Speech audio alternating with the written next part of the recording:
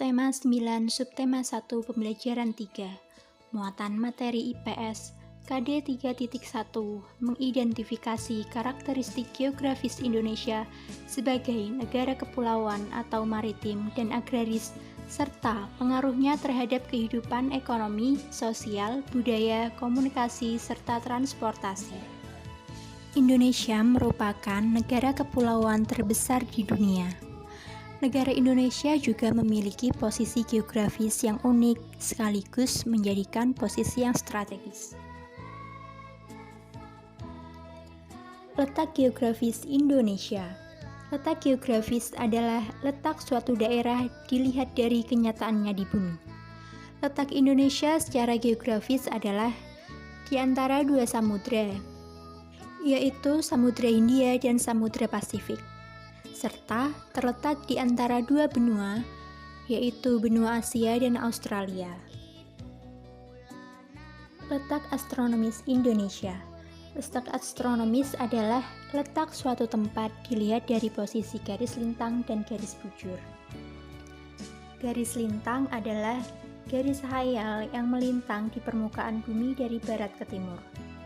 Garis ini berfungsi untuk menentukan zona iklim di bumi, yaitu seperti tropis, subtropis, sedang, dan kutub.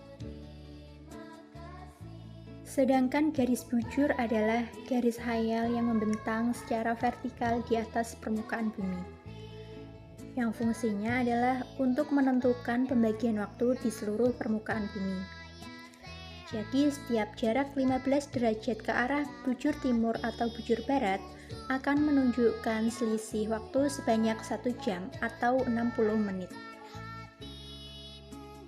Letak Indonesia secara astronomi yaitu 6 derajat lintang utara sampai 11 derajat lintang selatan dan 95 derajat bujur timur sampai 141 bujur timur. Indonesia merupakan salah satu negara yang dilalui oleh garis khatulistiwa.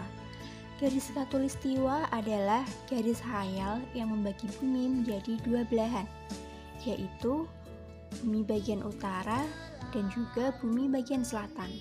Nah, wilayah yang dilalui oleh garis khatulistiwa ini beriklim tropis dan memiliki dua musim, yaitu musim penghujan dan kemarau.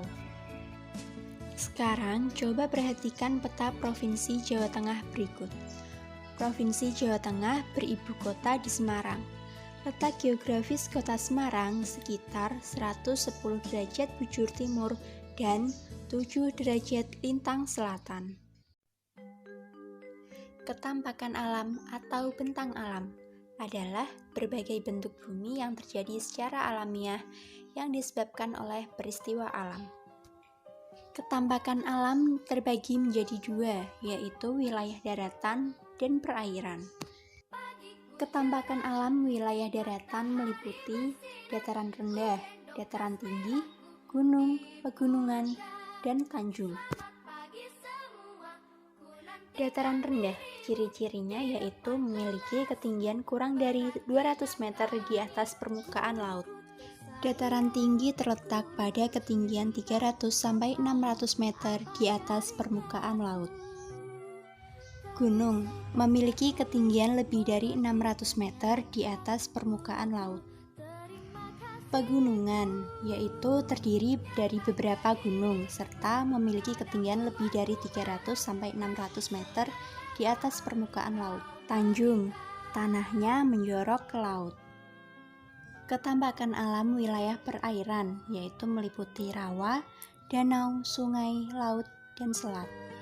Rawa terdapat banyak tumbuhan air seperti eceng gondok. Danau yaitu terbentuk dan berasal dari letusan gunung berapi atau gerakan tanah. Laut merupakan kumpulan air asin yang memisahkan daratan yang satu dengan lainnya. Sungai, yaitu aliran air yang panjang dan besar, serta mengalir dari hulu ke hilir. Selat, lautnya sempit dan berada di antara dua pulau. Indonesia memiliki bentang alam yang berbeda-beda. kegiatan ekonomi masyarakat tergantung di mana mereka tinggal dan juga keadaan bentang alamnya. Adaptasi manusia terhadap ketambakan alam meliputi mata pencaharian, makanan untuk tempat tinggal, pakaian, peralatan rumah tangga, dan teknologi. Misalnya, petani di daerah dataran rendah dan di daerah dataran tinggi pasti akan berbeda. Petani di daerah dataran rendah akan menggunakan sawah irigasi dan bentuknya datar. Sedangkan petani di daerah pegunungan, sawah mereka lebih banyak berbentuk terasering atau berundak-undak.